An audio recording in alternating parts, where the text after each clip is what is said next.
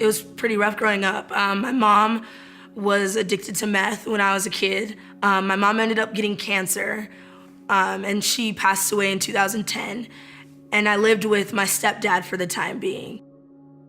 It was one day I was at school, and my teacher had asked me what was going on with me. I just started crying, and I'm telling him, my dad's abusing me. My mom just passed away. He looks at me in my eyes and he's like, Jadyn, I'm so sorry this is happening to you, but I'm gonna have to call CPS.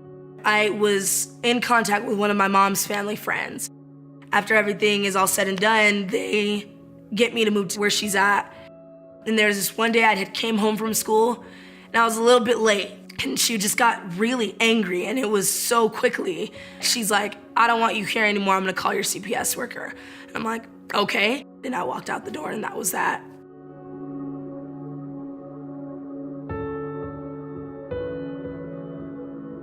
I went to my school and I slept outside of my school for a few days. This girl had came up to me and approached me and said, if you need somewhere to stay, you can come stay with me and my boyfriend. So I was like, where else am I gonna go? Like, I don't have anywhere else to go. And there was about 4 or 5 other girls living in the house with us. And she had told me, she's like, this is my boyfriend Joker and he's gonna take good care of you. Joker was very nice to me. He would take me out and we'd go to the movies, and he'd buy me clothes and he'd get my nails done. And it was one day, Joker came up to me and asked me, I'm sitting on the couch. He's like, we're gonna go out for a little bit. Do you wanna come out with us? I was like, sure. We pull up to this motel. It's me and this other girl, and we go into this motel.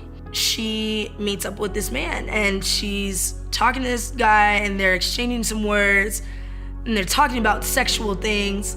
And I'm starting to catch on and things are starting to click in my head. And I'm like, that's why you were so nice to me. And I'm watching her as she takes her clothes off and she lays down for this guy and he has sex with her. And I'm looking at Joker and he's sitting there with this blank face as if it's something normal. After everything's finished and he pays her, Joker sits down and tells me, I'm not asking you to do what they do, but I'm asking you to sit in on every appointment that we go on. I don't want you living here just for free. And he's like, this will be your way of paying me back. And I did. For the next 3 months, I sat in on every appointment that every girl had. The first couple of times was really hard for me, but after a while, it was a thing that we did. When you don't have anywhere else to go, you do what you have to do.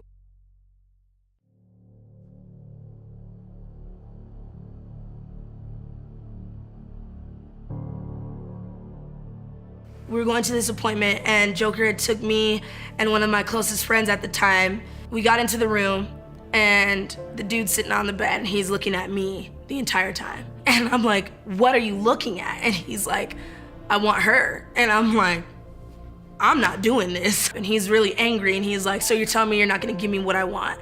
He goes in his pocket and he pulls out a gun. I'm sitting there crying on the floor.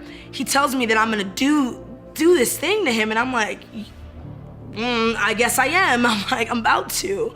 It probably was maybe 3 minutes later when Joker comes in and he tells us to get out. Joker comes back out into the car and he looks at me and he says, I hope you really didn't expect to live here and not do anything for us. I'm still crying because this man was holding a gun to my head not too long ago. And in my head, I'm going through all these different scenarios of how my life could play out. I'm playing back all these girls of what they said, you're not gonna be able to do this sober. So I'm gonna be a drug addict just like my mother. I loved my mom, I really did. And I saw her struggles. And I saw the way that men treated my mom and I told myself that that wasn't gonna be me. But I didn't have anywhere else to go. We get home and Joker goes back to his room and we're all sitting out and we're just talking about everything that had just happened. And we haven't heard from him in a while. He was quiet and he didn't come out. And so we go in there to check on him and he's basically, I'm pretty sure he overdosed because he's foaming at the mouth. I'm thinking it's fight or flight. So I left and I slept on the streets again for a couple days.